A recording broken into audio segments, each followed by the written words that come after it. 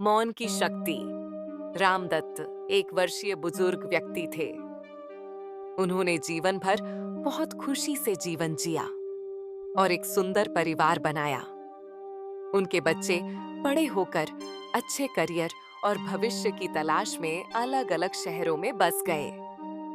रामदत्त अपने छोटे से गांव में अपनी दिवंगत पत्नी की यादों के साथ रहते थे। रामदत्त के 4 पोते-पोतियां थे, जो छुट्टियों में उनसे मिलने आते थे। छुट्टियां शुरू होने वाली थीं और वे बच्चों के आगमन के लिए बेसब्री से इंतजार कर रहे थे। उन्होंने बच्चों के लिए घर की सफाई की, बगीचे की घास काटी, सामान को फिर से सजाया, बच्चों के पसंदीदा खाने और कपड़े खरीदे। इन्हीं तैयारियों के बीच उनका एक बहुत कीमती घड़ी कहीं खो गया। वह पुरानी घड़ी जो उन्हें उनकी दिवंगत पत्नी ने तब दी थी जब उनका पहला बच्चा हुआ था।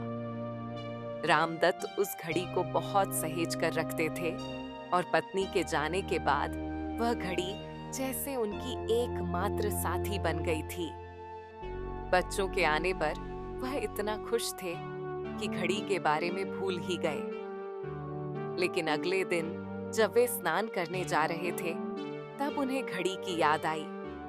उन्हें याद आया कि उन्होंने घड़ी आखिरी बार तब पहनी थी जब वे गोदाम में सफाई कर रहे थे।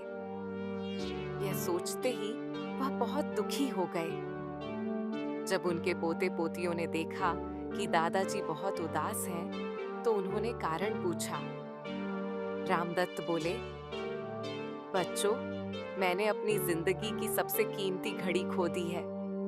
यह मुझे तुम्हारी दादी ने दी थी। वह मेरे लिए दिल के जैसे थी और अब वह खो गई है। उनकी आंखों में आंसू थे। बच्चों ने वादा किया कि वे घड़ी ढूंढने में उनकी मदद करेंगे। एक पोती ने पूछा, दादाजी, क्या आपको याद है आपने घड़ी आखिरी बार कहाँ देखी थी? रामदत्त बोले, शायद जब मैं गोदाम की सफाई कर रहा था। बच्चों ने तय किया कि वे घड़ी को गोदाम में ढूंढेंगे। गोदाम में बहुत सारा कबाड़, पुराने सामान, किताबें, टूटी फर्नीचर और बहुत कुछ था। उन्होंने रामदत्त और एक नौकर की मदद से 2 घंटे तक खोजा, लेकिन कुछ नहीं मिला। थक हार कर रामदत्त ने कहा कि अब और खोजने की जरूरत नहीं है। बच्चे भी दुखी हो गए और दादाजी को ढांढस बंधाया। लेकिन तभी एक पोता, अर्जुन, फिर से गोदाम की ओर बढ़ गया। रामदत्त ने पूछा,